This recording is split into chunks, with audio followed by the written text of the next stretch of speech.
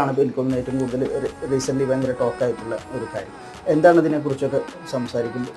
അതെനിക്ക് തോന്നിയിട്ടുള്ളത് അധിക ടെക്നോളജികളും നമ്മുടെ നാട്ടിലേക്ക് ഒരു അതിൻ്റെ ഒരു ഹൈപ്പ് ആദ്യം വരും, പിന്നെ അതിൻ്റെ ചൂഷണം അല്ലെങ്കിൽ അത് ഉപയോഗിച്ച് ചെയ്യാവുന്ന എന്തെങ്കിലുമൊക്കെ ബുദ്ധിമുട്ടുകൾ ഉണ്ടാവുമല്ലോ. ഇപ്പോൾ ക്രിപ്റ്റോ കറൻസി എന്ന് കേൾക്കുമ്പോൾ നമ്മുടെ ആൾക്കാർക്ക് അധികം അറിയാം മോറിസ് കോയിനും മറ്റുമൊക്കെ ഇങ്ങനെ ഒരുപാട് ആൾക്കാരുടെ പൈസ കൊണ്ടുപോയിട്ടുള്ള സ്കീമുകളാണ്. അതുപോലെ ഇപ്പോൾ AI അല്ലെങ്കിൽ AIയുടെ പോസിബിലിറ്റീസ് ഒക്കെ ചർച്ച ചെയ്യുന്ന ഒരു കാലത്ത് ഡീപ്പ് ഫേക്കുകൾ കൂടുതൽ ഇതിൽ നമുക്ക് പ്രചാരത്തിൽ വരുന്നു. എന്താ വെച്ചാൽ പലപ്പോഴും ഒരു മാസ് ഓഡിയൻസിനെ ഇൻഫ്ലുവൻസ് ചെയ്യുക ഇതിൻ്റെ ദൂഷ്യവശങ്ങളെ കുറിച്ചുള്ള ബോധമായിരിക്കും. പക്ഷേ ഇതൊക്കെ എങ്ങനെയാണെന്ന് വെച്ച് കഴിഞ്ഞാൽ ഒരു ഇരുതലമൂർച്ചയുള്ള വാള് പോലെയാണ്.